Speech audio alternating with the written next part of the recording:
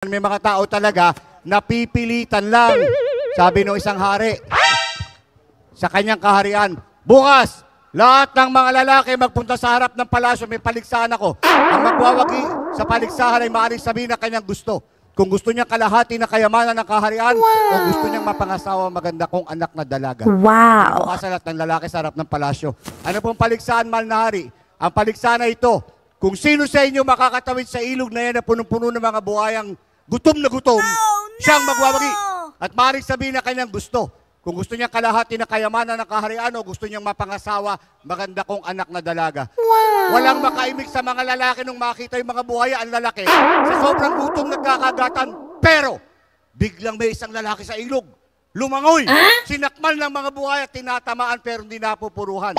Nakatawid yung lalaki, sugatan, Wow. pero buhay. Wow! Kung yung hari, napakatapang mo. Ikaw ang nagwagi. Sabihin mo ngayon ang gusto mo. Gusto mo bang kalahati ng kayamanan ng kaharian o gusto mong mapangasawa, maganda kong anak na dalaga? Wow! Isa lang po ang gusto ko, mahal na hari. Sabihin mo gusto mo. Gusto ko pong malaman kung sinong nagtulak sa akin.